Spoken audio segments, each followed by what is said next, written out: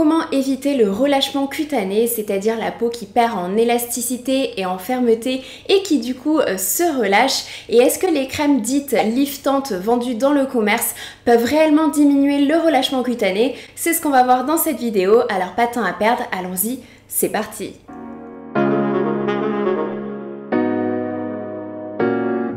Hey, salut à toi et bienvenue dans cette nouvelle vidéo. Si tu ne me connais pas, je suis Bérangère, ingénieure chimiste spécialisée en cosmétiques, et le but de ma chaîne c'est du coup de vulgariser la science des cosmétiques. Donc si c'est un sujet qui t'intéresse, n'oublie pas de t'abonner à ma chaîne. Et aujourd'hui on va justement parler d'un sujet qui revient extrêmement souvent dans les commentaires sous mes vidéos YouTube.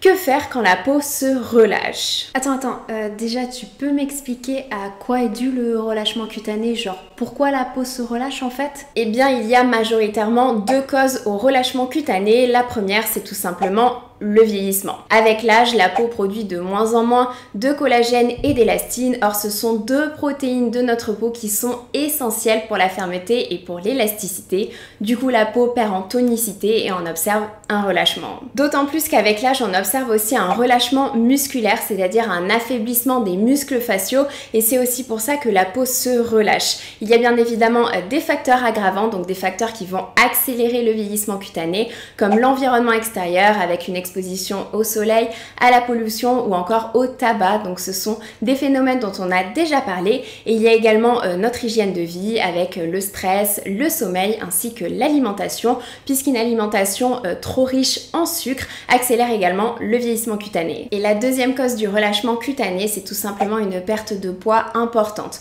et ça s'explique tout simplement puisque la peau est élastique, c'est-à-dire que lorsqu'on lui applique une contrainte sur une courte durée, la peau est parfaitement capable de revenir à sa position initiale une fois la contrainte éliminée. Lorsque la contrainte est appliquée sur une plus longue durée, eh bien la peau s'habitue tout simplement à l'étirement, et lorsque la contrainte est éliminée, eh bien la peau est tout simplement incapable de revenir dans sa position initiale, et du coup elle apparaît comme flasque et relâchée. Ok, du coup c'est super important d'avoir une bonne hygiène de vie, d'avoir une alimentation pas trop sucrée, d'essayer de diminuer le stress, d'essayer de ne pas boire trop d'alcool ni de fumer. Ok, mais est-ce que t'as pas quand même des petits secrets pour éviter que la peau perde en tonicité? Eh bien encore une fois, il n'y a pas de secret, il faut appliquer une protection solaire au quotidien et surtout éviter la surexposition, puisque on en a déjà parlé plusieurs fois sur ma chaîne, mais le soleil est la cause numéro 1 du vieillissement accéléré. Ensuite, il faut également utiliser des rétinoïdes, et notamment du rétinol,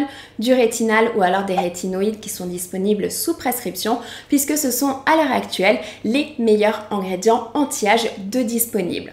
En fait, ils empêchent la dégradation des fibres de collagène et en plus ils stimulent la production de nouveaux collagènes, donc ils sont super intéressants. Par contre, ils ont des effets secondaires et toutes les peaux ne peuvent pas les tolérer, donc si tu ne les tolères pas, je te conseille de passer sur des peptides ou alors sur du bakuchiol, comme j'ai expliqué dans ma vidéo guide anti-âge. Ensuite, c'est toujours bien d'avoir également d'autres antioxydants, avec notamment la vitamine C, la vitamine B3 qui est le niacinamide, le resveratrol ou encore le superoxyde dismutase, puisque les antioxydants sont vraiment nos meilleurs amis, et c'est ce que j'ai expliqué notamment dans ma vidéo sur le meilleur ingrédient anti-âge. Et pour finir, si tu souhaites aller plus loin dans ta routine, il est également possible d'utiliser des masques LED, c'est-à-dire des masques qui utilisent la lumière à certaines longueurs d'onde bien précises, à une intensité connue et pendant une durée de temps limitée, et ça va pouvoir donner plus d'énergie aux cellules pour qu'elles fonctionnent mieux et donc augmenter la production de collagène dans la peau. Attention cependant, tous les masques LED ne sont pas égaux. Pour qu'ils fonctionnent, il faut qu'ils respectent certains critères bien précis, donc je t'invite à aller voir ma vidéo à ce sujet si tu veux en savoir plus. Mais attends, si c'est de la prévention, ça veut dire que les produits cosmétiques dits liftants, c'est de l'arnaque en fait. Eh bien malheureusement ma réponse risque de déplaire, mais je préfère le repréciser encore une fois. Avec les produits cosmétiques, on ne pourra jamais avoir le même résultat qu'avec un lifting pratiqué en médecine esthétique par exemple. Et oui, je n'aime pas quand les marques de cosmétiques utilisent le terme liftant, puisque je trouve que ça peut être un petit peu trompeur. Généralement avec la cosmétique, tu peux avoir un effet liftant suivant 3 cas de figure. Premièrement, si tu utilises un produit hydratant. hydratant, tout simplement parce que l'hydratation permet d'avoir une peau beaucoup plus rebondie avec des rides beaucoup plus discrets et donc c'est en ça que tu peux avoir un léger petit effet liftant. Mais c'est un résultat qui est bien évidemment temporaire, hein, c'est-à-dire que si tu arrêtes d'utiliser ce produit, eh bien tu perds l'effet liftant et il faut bien que ça soit clair, ce n'est pas un effet qui est réellement anti-âge puisqu'on ne va pas du tout stimuler la production de collagène, on est uniquement sur de l'hydratation. Et puis de toute façon, qu'on soit bien honnête, hein, l'effet liftant, il est quand même très léger, voire à peine perceptible. Le deuxième cas de figure, c'est si le produit contient du rétinol ou alors un autre rétinoïde et par exemple d'autres ingrédients anti-âge dont on a parlé juste avant, comme par exemple les peptides, la vitamine C ou la vitamine B3, puisqu'il y a effectivement des données dans la littérature scientifique qui montrent que ces ingrédients peuvent stimuler la production de collagène dans la peau et donc avoir un effet justement sur ce côté anti-âge. Mais je trouve que le terme raffermissant convient mieux à la place de liftant, puisque généralement une fois que la peau est relâchée, eh bien un produit cosmétique ne pourra rien changer. Et en plus, je préfère repréciser encore une fois que les produits cosmétiques sont beaucoup plus utiles en préventif, donc ils vont super bien fonctionner en préventif plutôt qu'en correctif. Et le dernier cas de figure, donc le dernier cas qui te permet d'avoir un effet éventuellement liftant avec les produits cosmétiques, c'est si ton produit contient du PVP ou alors des silicates. Concernant le PVP, c'est un polymère qui a pour nom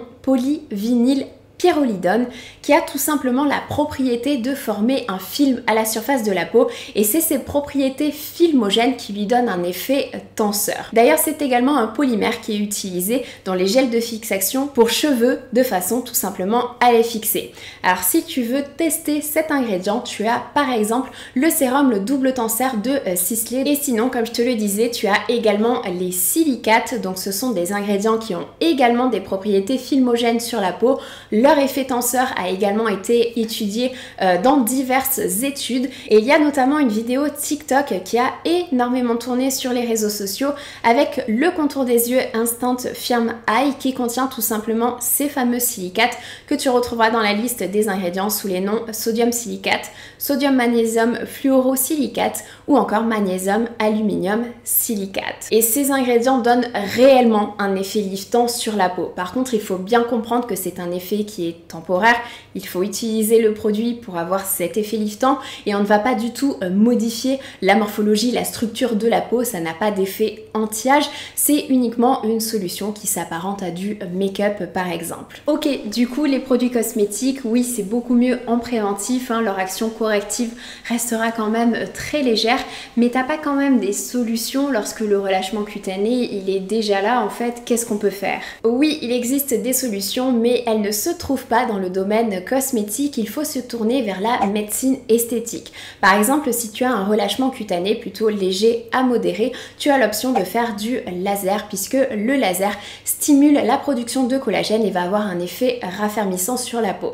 En plus, il a également d'autres propriétés puisqu'il peut être utile pour le teint, pour éliminer les taches brunes, pour avoir un teint beaucoup plus lumineux, beaucoup plus unifié, pour diminuer les cicatrices d'acné. Donc il a plein d'autres propriétés pour la peau. Par contre, il existe différents types de laser aujourd'hui, donc je t'invite à te rendre dans un centre esthétique pour savoir quel type de laser conviendrait le mieux à ta peau en fonction de tes problématiques. Et sinon, tu as aussi la radiofréquence et les ultrasons qui sont également utilisés en médecine esthétique pour diminuer le relâchement cutané. Ok, mais t'as pas une solution qu'on peut faire à la maison puisque généralement c'est quand même un petit peu moins cher, hein. Alors si tu cherches une solution à la maison, je me tournerai vers la radiofréquence puisque tu as aujourd'hui des appareils qui sont vendus dans le commerce et qui permettent justement d'utiliser la radiofréquence à la maison avec notamment la marque Tripolar.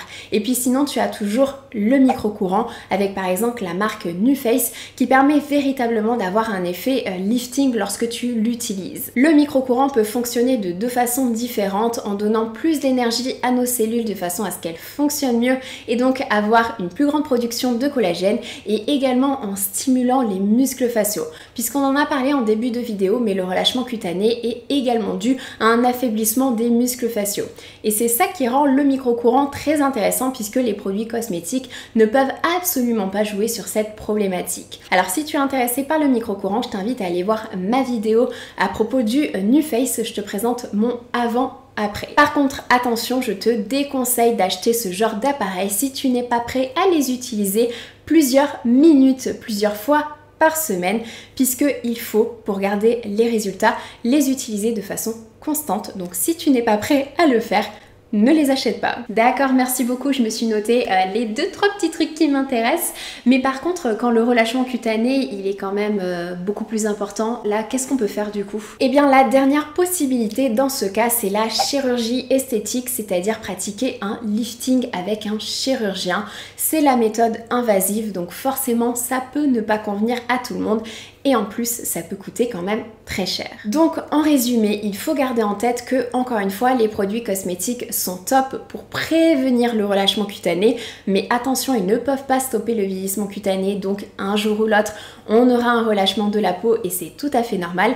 Par contre, attention, je te déconseille de dépenser des fortunes dans des produits cosmétiques si tu as déjà un relâchement cutané et que tu cherches réellement un effet lifting, puisque tu risques d'être déçu avec le résultat.